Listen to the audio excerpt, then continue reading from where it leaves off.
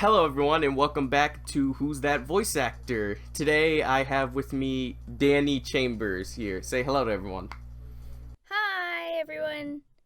She is a well known voice actress who has voiced characters in anime such as Among Us Bride. I think the character's name is Chisei. hmm I think you did a recent one called Konami Friends? Konami? Kimono friends. Kimono Friends. Yes, Yeah. that's on my list of animes to watch. It's so cute, and I love it so much. So, without further ado, let us begin. Sweet. How did you get started into voice acting? Well, I actually have been acting since I was 6 years old. So I had been doing stage acting and a little bit of film and TV.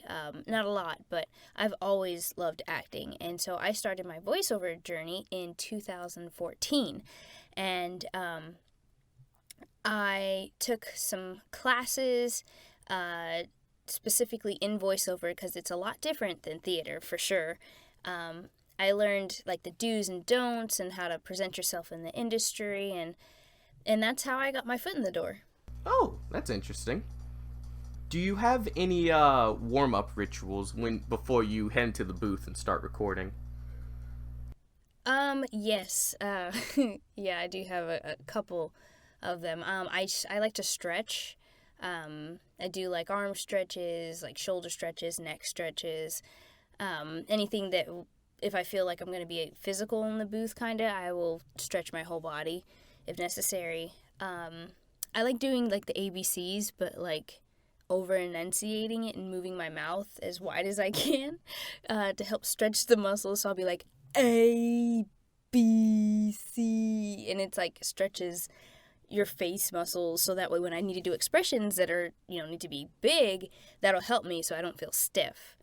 Um, I also do like lip trills, like and tongue trills, like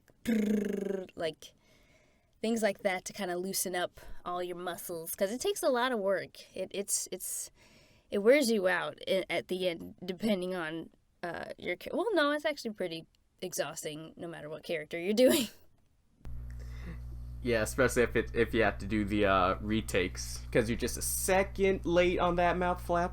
Yeah. Oh, yeah.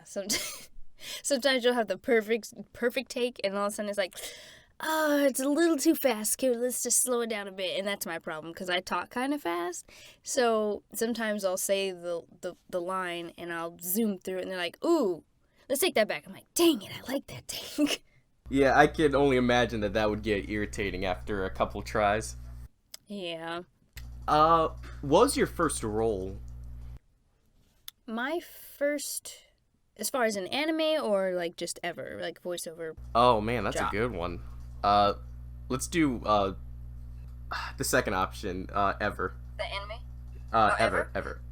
Um, my very first booked role was a Sunday school curriculum. It was really cute. I still love it to this day. It's called Deep Blue Adventures, and or Deep Blue Connects. I think now it's Deep Blue Connects. But they were originally called Deep Blue Adventures, and there were these four kids doing like Sunday school lessons for churches and stuff. And my character was Asia, and she wanted to be a news reporter in the future. And I'm like, oh, that's so cute.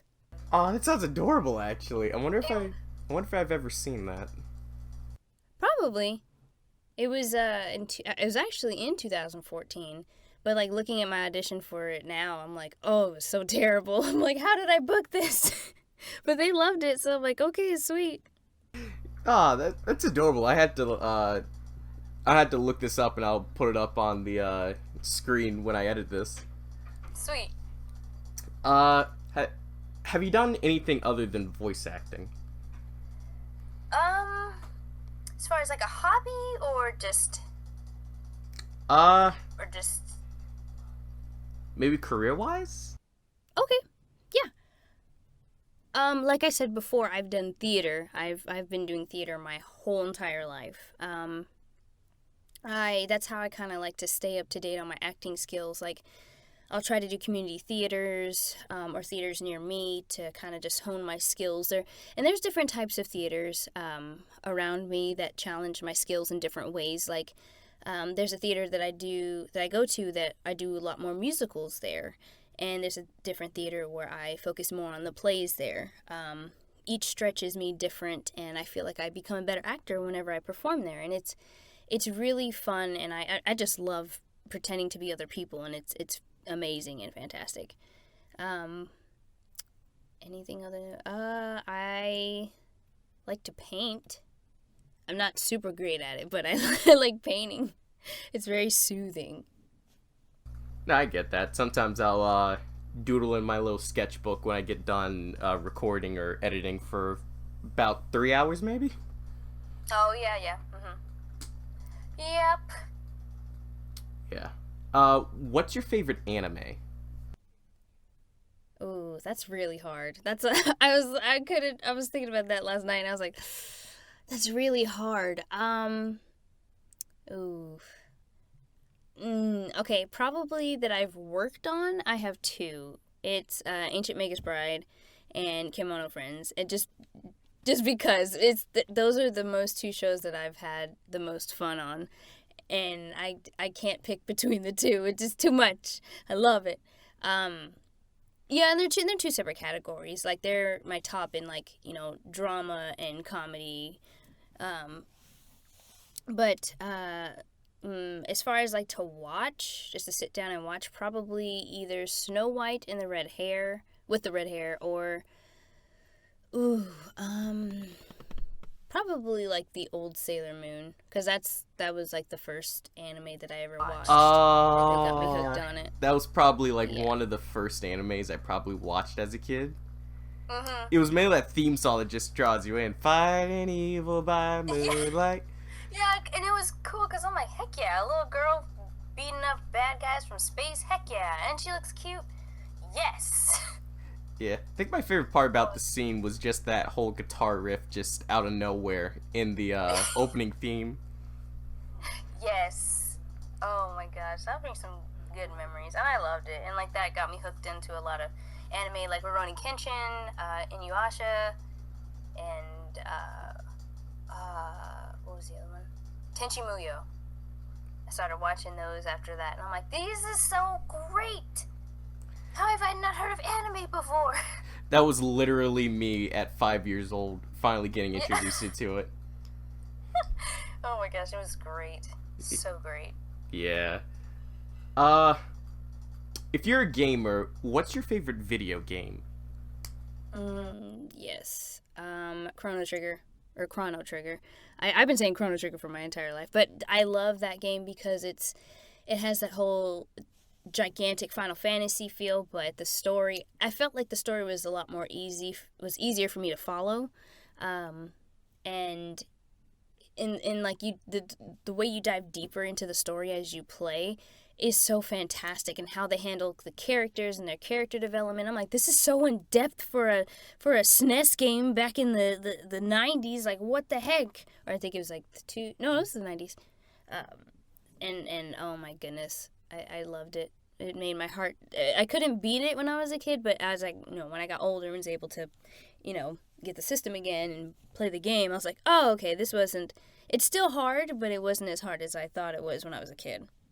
Yeah, I feel like a lot of when you were younger, we feel like those hard parts were just so unstoppable. But then when we come back and we're older, we're like, oh no, I was just a dumb kid. I just didn't realize what I had to do the first time. Yeah, like, oh my god, Magus, golly, I hated him. Like, I could not get past his fight. Spoilers. I probably should have said that. Spoilers. But I could not get past this fight for the life of me, and I was like, forget this man, I hate this. Oh great, you spoiled Chrono Trigger for me. Oh, no! Well, you'll see him. He's a character. Yeah. Now, I'm now gonna have to play Chrono Trigger just to see how hard this game is. Oh, I don't think it's that hard unless it's hard when you don't know what you're doing or what you need to do, obviously. No, but it's a fun game. It teaches you a lot, and if you play the remake of the not the 3DS, the regular DS, it's a lot easier and manageable for the menu and stuff. So I'd go with that one, the DS port. Okay, DS Port Chrono Trigger. I will put that on my list of games to beat, along with Yu Yu Hakusho Dark Tournament. Holy crap. Yeah.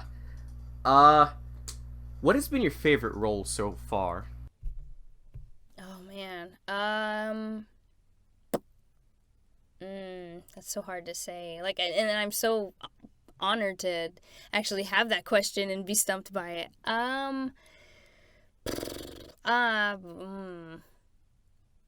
Oh, that's so hard. I have two. Like, it's the first two animes that I said before. Ancient Magus is Chisei, and Kimono Friends is Serval. Serval on the comedy side because she's just this adorable dumb cat, and I love her. And and then the dramatic side is Chisei because she's a character that one of my first characters that I've had kind of a hard time playing, because I'm used to playing crazy, wacky characters, and that was one of my first roles at Funimation. And when I was cast, I was like, "Oh man, this is a big one."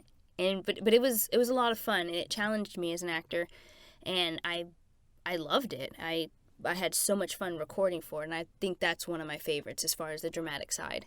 It's actually really cool. So your first role at Funimation was Chisei in Among Us Bride? No, it was my first named role was actually in The Morose Mononokean as Zenko Fujiwara, and that was directed by Tyler Walker at the time, and so I was that was my first ever named role, and Kyle assistant directed a couple of those episodes for that show, and when he heard me, he liked my voice, and he said, "Hey, are you going to be free for the next 24 weeks?" And I'm like, sure. And so the next time I come in, he's like, "I'm going to have you be Chisei."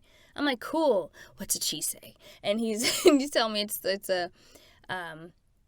was the main character for Ancient Magus Bride, and I was like, "Oh my god!" So it was a blast doing that show. Yeah, man. Gotta start somewhere. Yep. What is your dream role? Oh man. My dream role? Oh, that's very tough. My dream role is to be a Pokemon gym leader in the anime.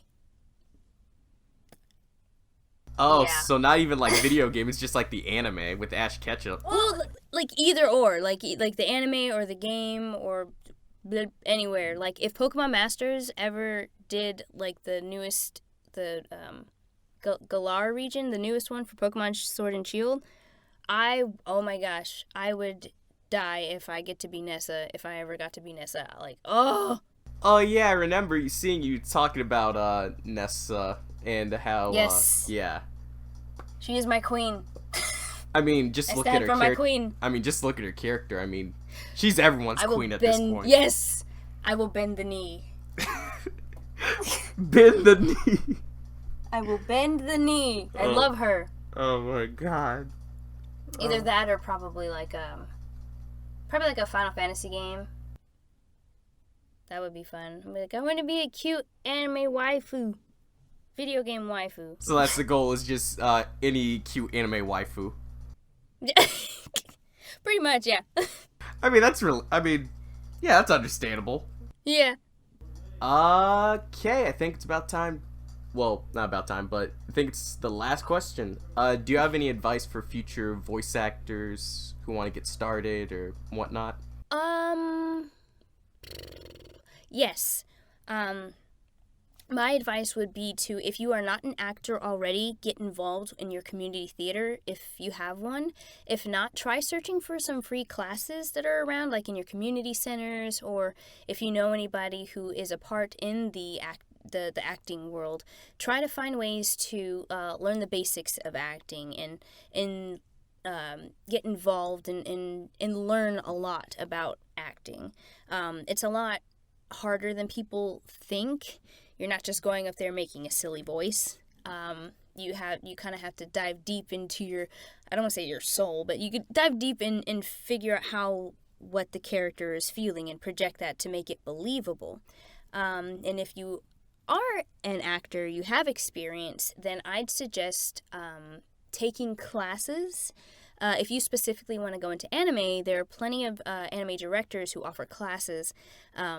If you follow their social media accounts, you have like Chris Rager, Richard Horvitz, like Starman Studios, Brian Massey, Extra Terrible Studios. They're just recently they got an improv class with Josh Martin, who's the voice of Boo in Dragon Ball Z. Yeah, and it's gonna be fantastic. So get involved, find classes that will hone your skills, and so you can learn the basics of the voice acting, because it is different than like theater and film, because you're condensed in a small area, kind of like film and TV with the camera, but this time you're in a microphone, but you can't move as much because the microphone will pick it up. So just learning basic things like that will help you figure out where to go, and the teachers and the workshop leaders will guide you and lead you onto your next steps of what you need to do in order to advance in the field. Okay. Thank you very much for coming on to the show. You're welcome. Yes, this has been very fun, educational, and a blast to talk with. Aw, well, thank you. Thanks for having me on. If anything, thank you for even agreeing to come on. Of course. And that's the end of the episode. I will see you guys in the next episode. So long.